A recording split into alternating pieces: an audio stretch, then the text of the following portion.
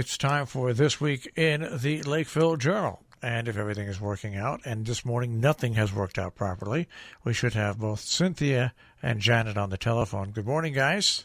Good morning. Good morning. Oh, the tide has turned. Well, at least this worked. Oh. Good. Congratulations. I think. It was one of those mornings where we got window updates last night and on all the computers, and then what the new Windows updates do is you have to then assign privacy to our. We don't have an outdoor network. We keep all our archives on hard drives right here. We don't. So, anyways, nothing was connecting with nothing today. So nothing from nothing leaves nothing. I think that should right. be your end but of song. We do have the paper, and we can talk about the stuff that's in the Lakeville Journal. But this before week. you do that, I want to throw a shout out to James Clark, who is our amazing person within our office who does so much, and he is our hero because we never have to think about stuff like that. James always figures it out and makes it seem so easy. So thank you to James Clark. Well, it's funny. Whenever I get the message, contact your network administrator, I shout at the computer, I am the network administrator. Yeah. There's no one else to contact. All right. Let us go to the front page. You've got the vote on May 4th for the Region 1 school budget. The information is there.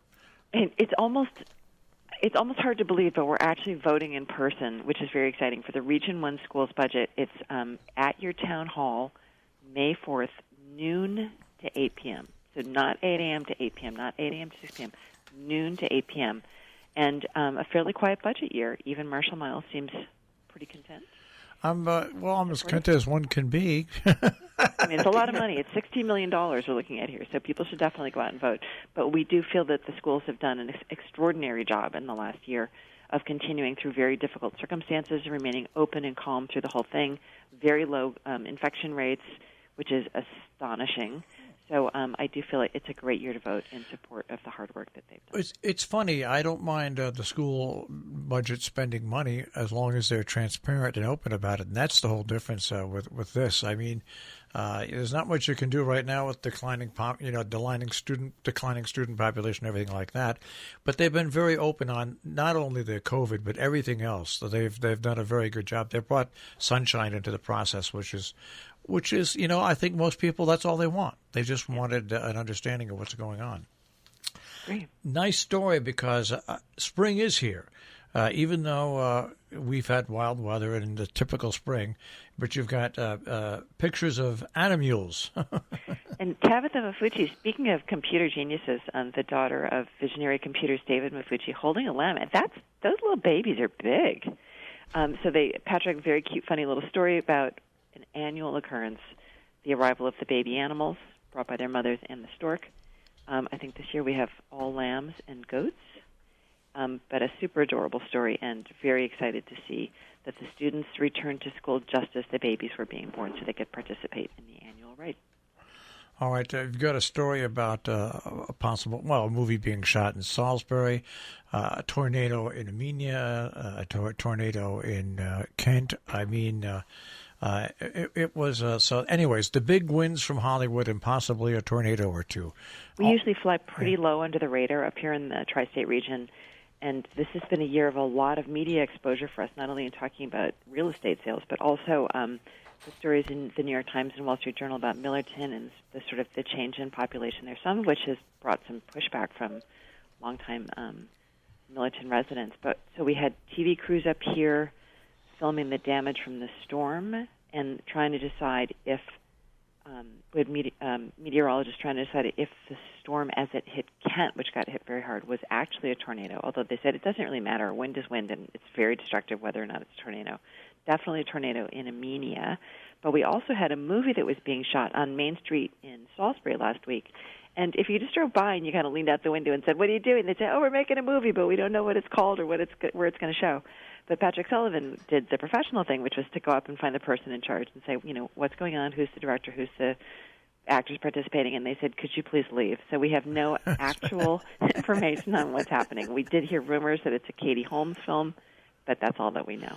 All right. The interesting thing about those tornadoes is it's all part of the same storm. The tornado that hit Armenia was a Category 1, which had winds of 100 miles an hour. It stayed on the ground 0.6 of a mile. that same storm and that same circulation then went on to Kent, where it was a Category 0, and the difference between 0 and 1 is the highest winds were in Kent were 85 miles an hour.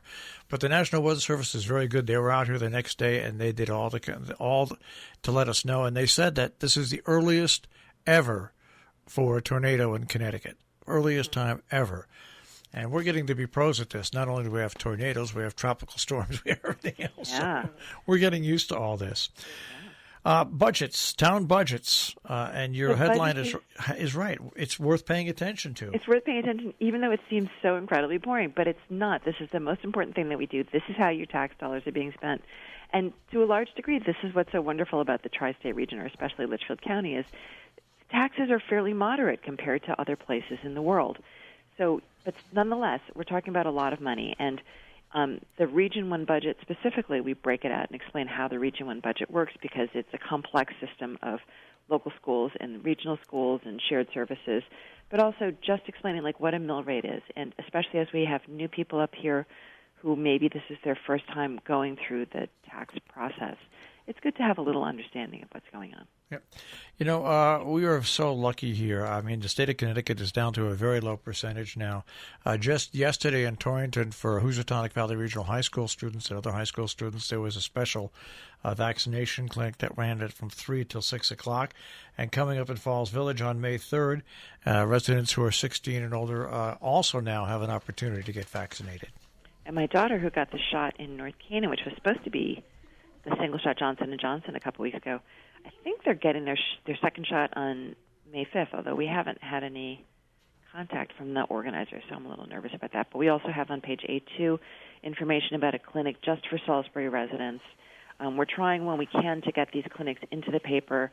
We try to get them on Instagram if we can, if it comes in late. But often these are complicated. These are complicated clinics. We get the information in print if we can get the information before we go to press.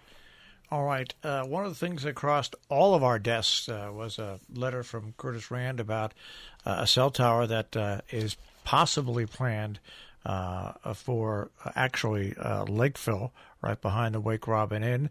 And I just smile because there's a trial balloon flight for the proposed cell tower. And back when WKNY was originally, WKZE was originally planned by Warren Gregory, there was going to be an antenna in Salisbury, and we did a balloon flight then. But back then, some 35 years ago, it wasn't a weather balloon. It was Bozo the Clown. Well, that's a true story. That's a true story. High was the balloon? How high did it go up? Well, let me put it this way. It went up, and it was obvious that the tower was going to be very obvious, so Bozo came down very, very quickly. Well, so we're talking here about a proposed cell phone tower in Lakeville on the property of the Wake Robin Inn, which is it's a surprisingly large property. There are a lot of trails there behind the hotel. The hotel continues to operate, but on a very closed, kind of a quiet basis. And Shafin Sharif, who's one of the owners of the hotel, had contacted us and said, just FYI, we're talking to the company. So what's happening here is because this is privately owned land, it's a slightly different process than if it's on public land. Down in Kent, there are two properties where AT&T is also looking at putting towers. I think they picked the one on Richards Road. The Siting Council gave approval for that, but there's already litigation in opposition to the approval. So these things can take a long time.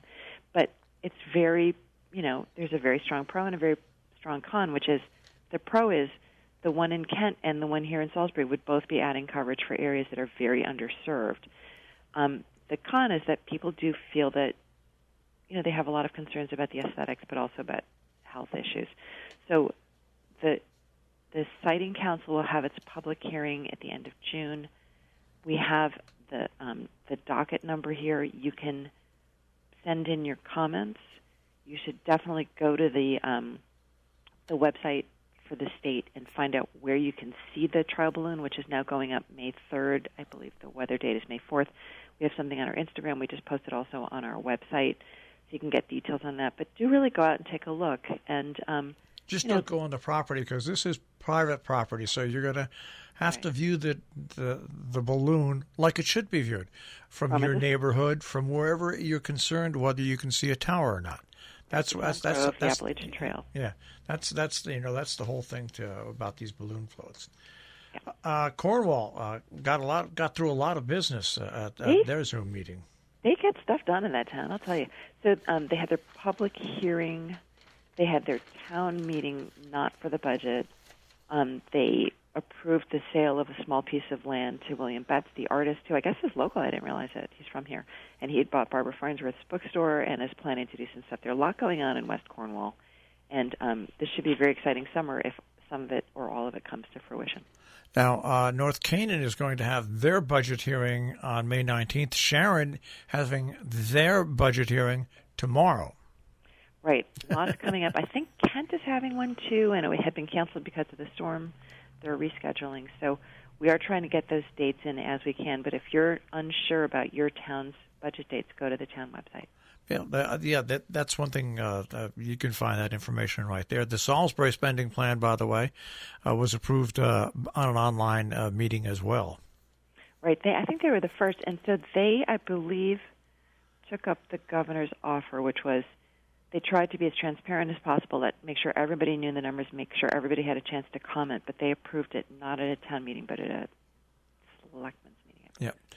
Got a nice little story here on honoring James Mars in a ceremony May 1st in Salisbury. Right. The Salisbury Boys School has been doing a lot of work on diversity and local individuals who maybe came from an African-American background or other backgrounds. And they're honoring James Marr with a witness stone in Norfolk on May 1st at 2 p.m. And it's going to be quite a big ceremony with Johanna Hayes, Marie Horn, Kevin Whitko. So it should be really interesting and should be quite moving. All right. Now, this, not too soon to start planning for the beach, Cynthia?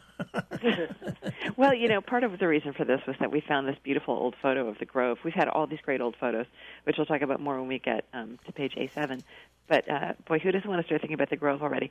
And so they still don't really know at most of the town beaches, as far as I can tell, what the protocol is going to be. But especially for people who are coming to town and are new, each town has its own public swimming facility. Not all of them have a lake. But you can go to your town website, look at the Recreation Commission, and they should have information.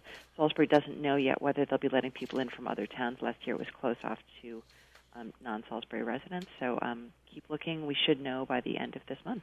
Now, Lionel Hawkins got an interesting story out of Cornwall addressing concerns about the influence of the Council of Governments for the Northwest Hills, which has evolved and changed and became a little larger and hopefully carrying a little more clout in Hartford. But there's people that definitely do have concerns about that.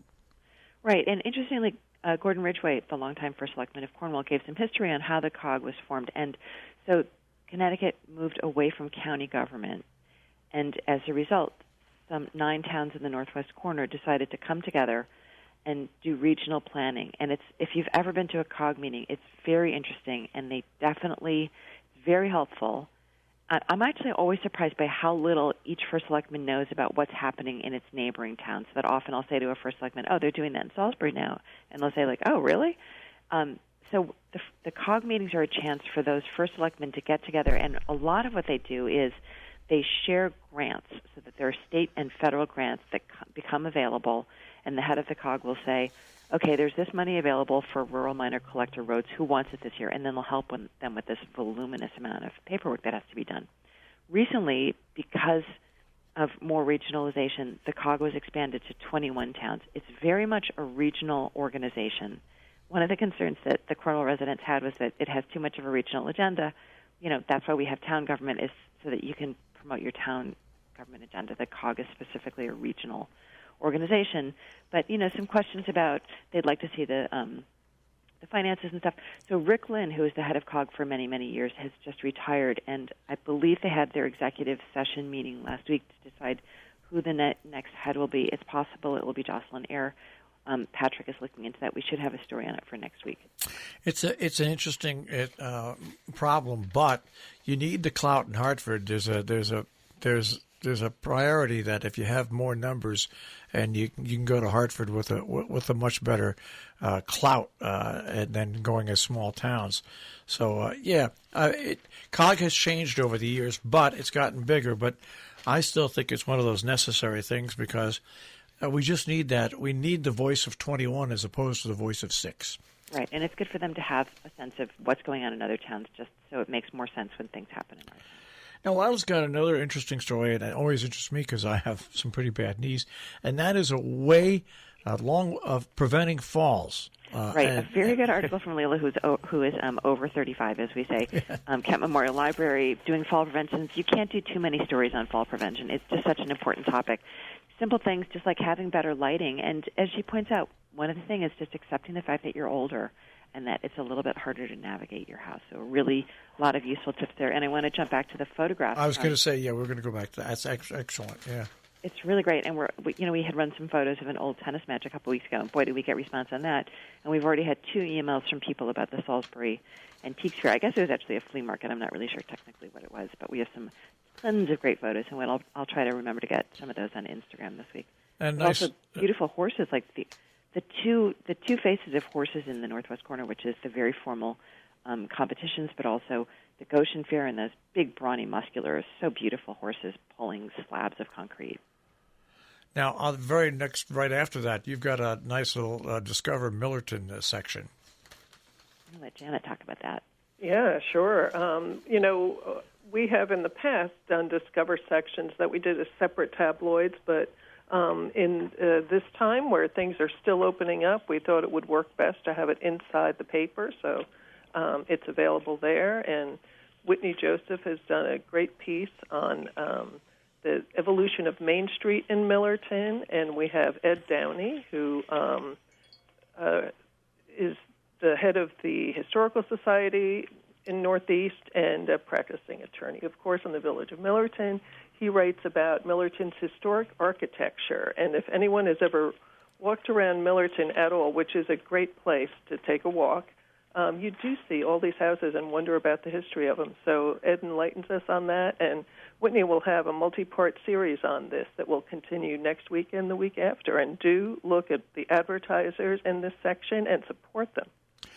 All right, I want to go on to, before we get to Compass, the opinion page, your editorial. What will these newspapers be next? And as someone who formed a 501c3 13 years ago by myself without any help, it's quite a process to form a 501c3 and move forward. The application process is lengthy. But it looks like you're going to go that route. Well, this is what we're writing about. We've been researching it for 2 years.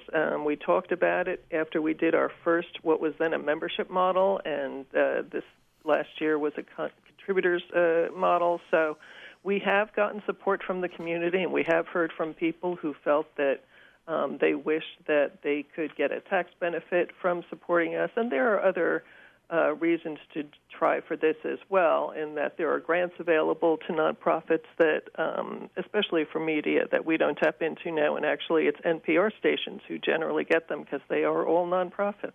And so for newspapers that are small like ours, there are many across the country still, but many more have closed. So we're looking for a way to address that problem, and it's unusual for a small entity to do this. You know, the Salt Lake Tribune did it a couple of years ago and gave hope to other papers who that are now attempting that as well. But this is new, and it's a different thing than starting up an NPR station where the model was already there. And I know it can be onerous to do all the documentation, but we are approaching that as a possible next step for these papers and maybe for other small media outlets across the country as well. As an individual that formed a nonprofit to take over the local access channel originally, it took me a month and a half, 45 days, to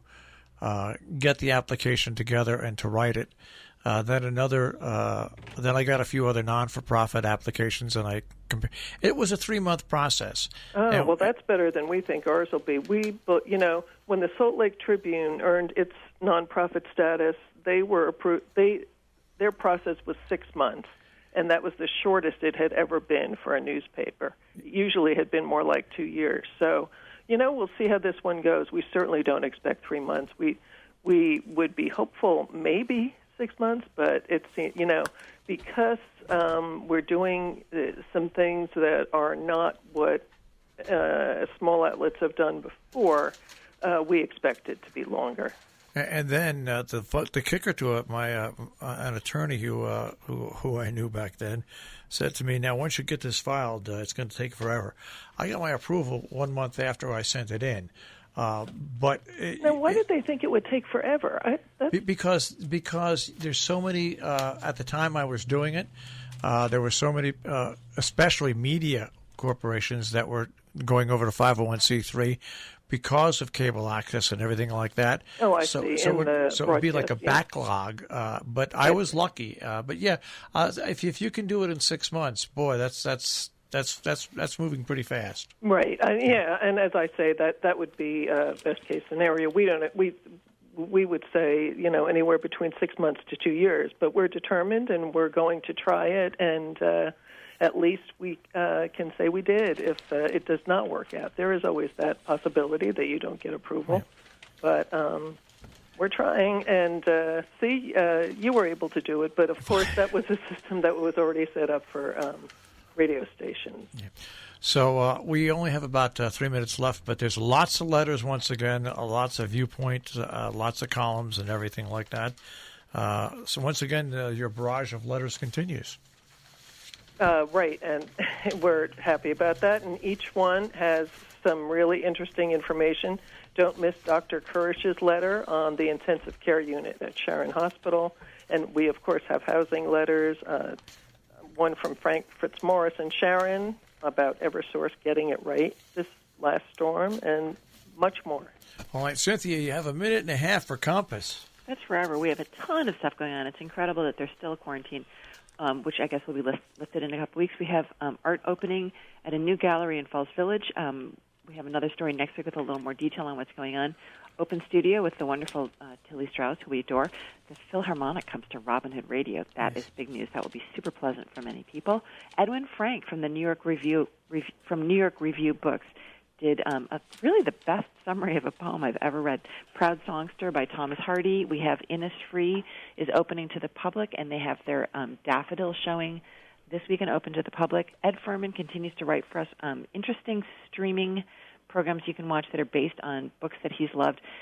More baby animals, because you can't have too many at this time of year. Alvia Genu has the annual Plant Start sale coming up, but of course the baby lambs, and my friend Michelle Alfandari and Doug Ptolemy have teamed up. This is a very interesting program, Homegrown National Park, where they talk about the importance of getting rid of non-native invasives, but also really bringing in native plants that support the environment and biodiversity. So that's our compass.